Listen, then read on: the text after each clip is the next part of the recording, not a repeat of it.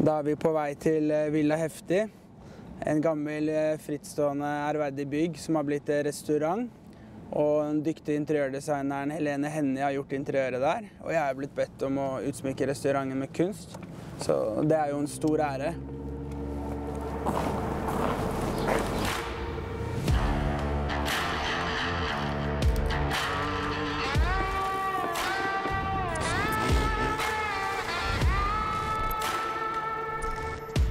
Ok, sjekk her, Levi. Jeg og Felix skal påre de to verkene som vi har strekt opp med furumasse lim. Rett på plate med farger i dag. Siden det er litt sånn social dining, man er på restauranter eller på bar, og du møter folk og du ser på folk og litt sånne ting, så har jeg laget en femkant her.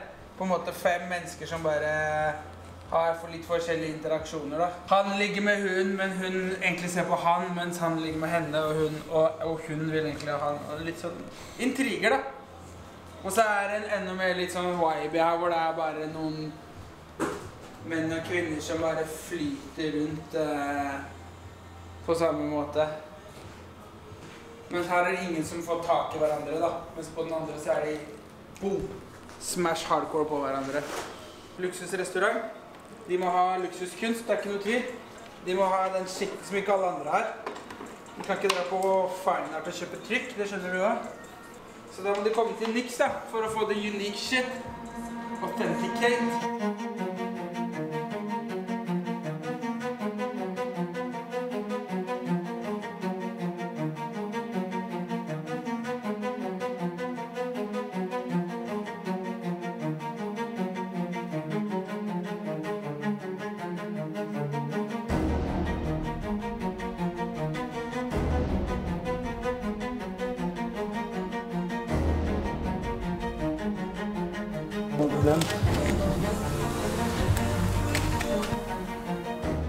Norske Felix, det var dritlett, hadde alle gjort det.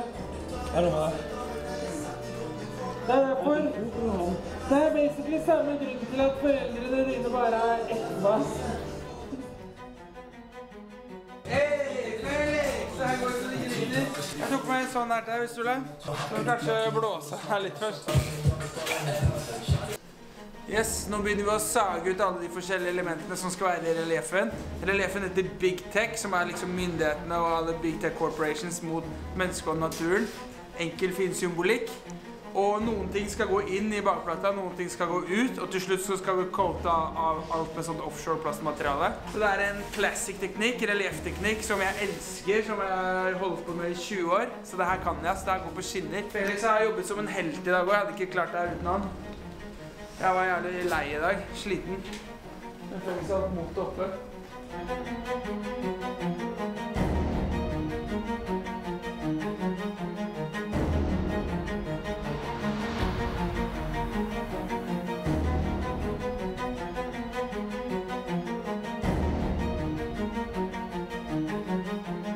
Felix, klokka er 10. 11, ja. Vi har faen meg pusset og sagd og spikka isopor i gode 15 timer eller noe. Men da er monster ferdig. 3,6 meter med relief. Jeg tok de meste av de plantene her, mens Felix har tatt en dame her, men han ble stående og pusse og bake så mye på brystene hennes at jeg måtte rive han bort til slutt. Ikke sant.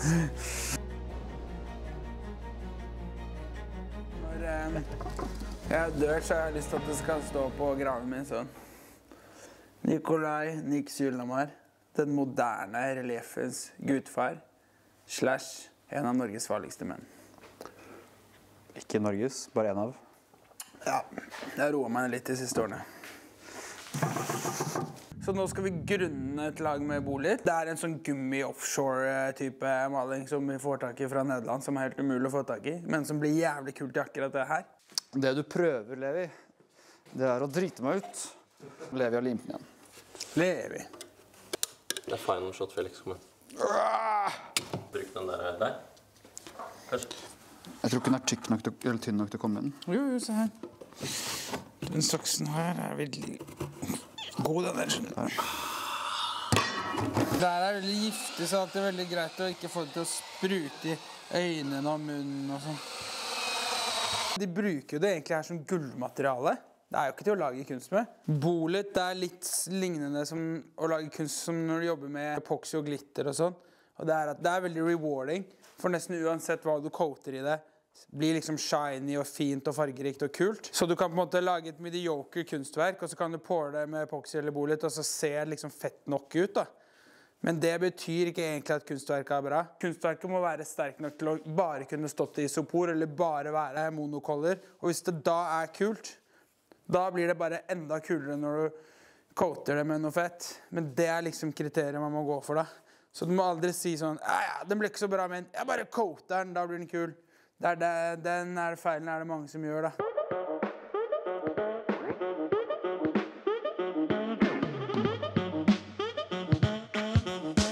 Felix er en gentleman, selv om han har alltid vært veldig glad i damer, men han er en skikkelig gentleman. Så jeg hadde ikke vært liksom bekymret hvis Felix skulle på date med datteren min. Plutselig så har hun OnlyFans-konto, og det bare sklir ut helt. For hun er blitt så komfortabel med sin egen seksualitet. Ja. Første åpningsscenen, basically, i Broslo YouTube-serien, da griller jeg jo Felix for at han prøver seg på Ege og Maria, alle på studio. Det er så jævlig bra. Og Felix sitter der, jeg er jo stort sett bare piss, ikke sant? Det er bare at han er veldig... Jentene liker å snakke med Felix da, fordi han tar seg tid til å høre på alle, ikke sant? Han er en skikkelig gentleman. Og så legger jeg ut om hvordan han prøver seg på alle da. Det er så jævlig fett. Det hjelper liksom ikke hva man prøver å si til sitt forsvar da, når noen sier sånn, fordi det høres bare ut som unnskyldninger uansett. Endelig så kommer sannheten frem. Da har jeg Felix grindet på i 4-5 timer her på en søndag, for å få ferdig en helt sinnssyk relief som skal til Villa Heftig. Levi selvfølgelig kommer ikke på jobb i dag. Sånn er det når man er privilegert. Ok, Felix får lov å signere den her bakpå. Ikke peneste skriften, men sånn går det når man maler med bordet. Snakk om mye kred til assistentene sine, ass. Fy faen, det gjorde ikke Michelangelo eller Leonardo da Vinci, liksom. Felix. Men så er det ikke alle som har en Widerberg som assistent heller, da. Men så er min signatur her, vet du.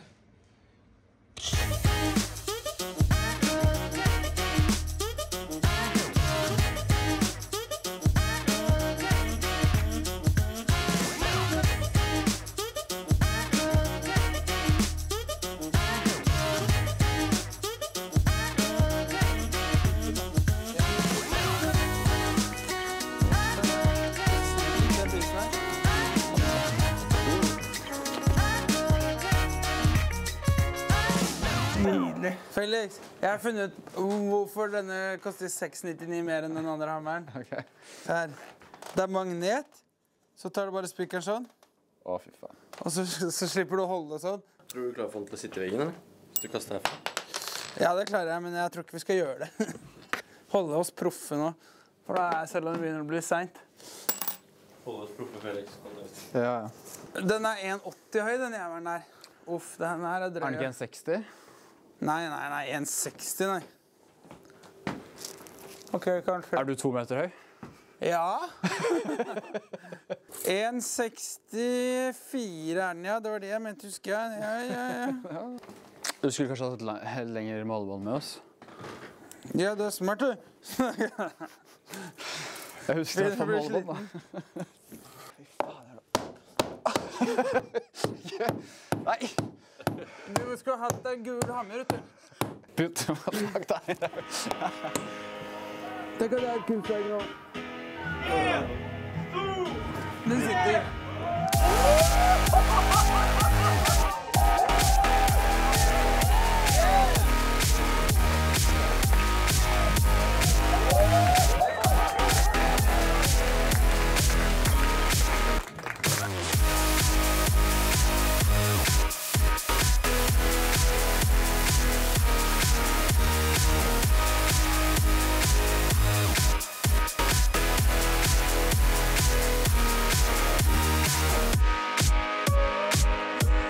Hvilken del av Norge er du fra?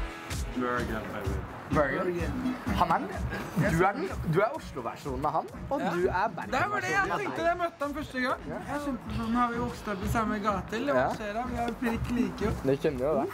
Bruno Mars? Men det verste var jeg hørte at dere skulle til, hva heter det? Fuerteventura. Fuerteventura, ja. Fuckings mål. Det er målen. Og jeg bare rekommenderer en helg. Ja, selvfølgelig kan du komme der. Anytime. I got you.